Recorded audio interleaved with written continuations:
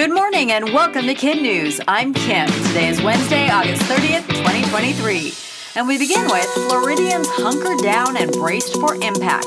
As of this recording, forecasters predict Hurricane Idalia will wallop the state's west coast sometime between 6 a.m. this morning and noon as a Category 3 storm with winds topping 120 miles an hour. Even more concerning, the possibility of 12 inches of rain in some places, and if Idalia hits at high tide, a surge of seawater up to 12 feet high. Thousands of coastal residents have been ordered to higher ground. Schools are closed, and the airport in Tampa stopped operating yesterday and will remain shuttered until at least tomorrow. Idalia will be the first storm to hit Florida this hurricane season, but as the AP reports, it's only the latest in a string of recent natural disasters, including wildfires in Hawaii, Canada, and Greece, the first tropical storm to hit California in 84 years, and withering floods in Vermont. Those not under the clouds of Idalia are in for a rare lunar trifecta. Tonight, the moon will be full, super, and blue all at once to create quite a sight. And that celestial celebration, known as a super blue full moon, won't happen again for another 14 years. Why all the superlatives? A supermoon occurs when the moon is full and orbits at or near its closest point to Earth. A blue moon is the somewhat deceptive name for the second full moon in a calendar month. It doesn't happen often, hence the saying, once in a blue moon. To be clear about the color, it's not blue and never is, but it will be extra bright. So tonight, look skyward and check that box for all three, full, super, and blue. We're pretty sure you won't be disappointed. There's a lot of talk and concern about the introduction of artificial intelligence into our daily lives.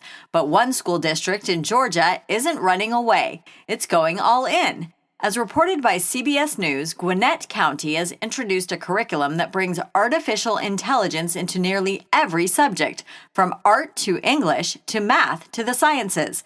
The machine learning starts in kindergarten and first grade, where kids learn to program Legos, and runs right up to high school, where students ask ChatGPT to analyze years of traffic data and then use the findings to help design safer roads. As the director of the district's AI and computer science program told the network, it's about getting the kids ready for their future. We're not always messing with a robot, she said, but what we're doing is teaching them how to think and solve problems with these tools. If you've been wanting to see Washington, D.C.'s famous giant pandas, you better run, not walk, to the Smithsonian's National Zoo. China wants them back, and they're reportedly getting packed up and shipped out by December 7th. Giant pandas are native to China, and that means to have them in the U.S., zoos must borrow them.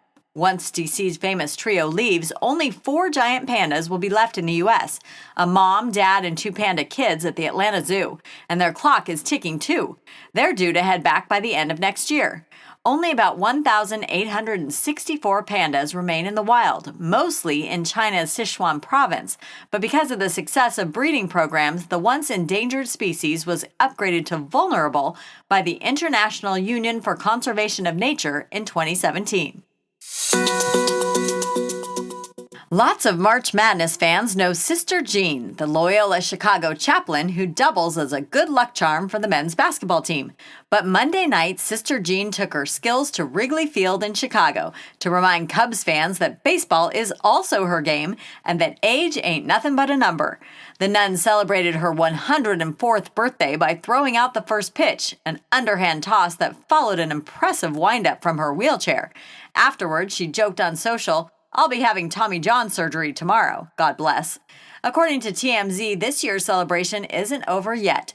Loyola is hosting a block party tomorrow in her honor. Still to come, why some cities in the U.S. might soon see a floating footlong pass overhead. But first, the Breverman family of Menlo Park, California is underwriting today's quiz to give a big hello to Asher, a KidNuz birthday shout-out to Maya, and send belated birthday wishes to their Grandpa Marty. That sounds like one festive household. Now, today's quiz. As of this recording, forecasters predict Hurricane Idalia will slam into Florida at what time today? Between 6 a.m. and noon. What's the name given to tonight's lunar trifecta?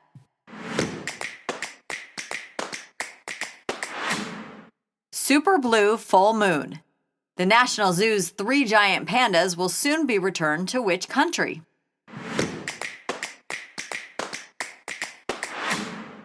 China.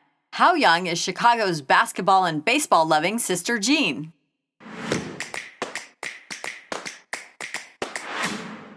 (104). In today's KidNuz kicker, Subway's efforts to reinvent itself are in overdrive. Right on the heel of its Change Your Name to Subway contest comes word of a floating footlong. The company has taken an honest-to-goodness blimp and painted it to look like a 180-foot beast sandwich, dangling beneath a gondola with room for 6 sub-lovers. The Subway in the Sky dirigible kicks off its flights next week in Kansas City for the NFL's first game of the season between the Chiefs and Detroit Lions. From there, it'll fly over Atlanta, Orlando, and Miami. Up to 40 people a day can take a ride 1,000 feet in the sky. Registration for each city begins soon. Just Google floating footlong or Subway in the Sky. Thanks again to the Breverman family of Menlo Park, California for sponsoring today's quiz. Happy birthday to Maya and hello to her teachers Azriela and Andrea, and to Asher's teachers Elizabeth and Bee, all at the Gideon Hausner Jewish Day School in Palo Alto. We also want to recognize our other KidNuz classrooms, including Miss Seldua and her Rams at Park Lane in Stockton, California, Mrs. Brewer and her students at Cuba City Elementary School in Cuba City, Wisconsin, and Mrs. Weber and her Eagles at Centennial in Bartlett, Illinois. A reminder to our loyal listeners, KidNuz is a nonprofit and relies on your support to keep us on the air. Donations can be made on our website. Thanks for listening, and we'll see you back here for more KidNuz tomorrow morning.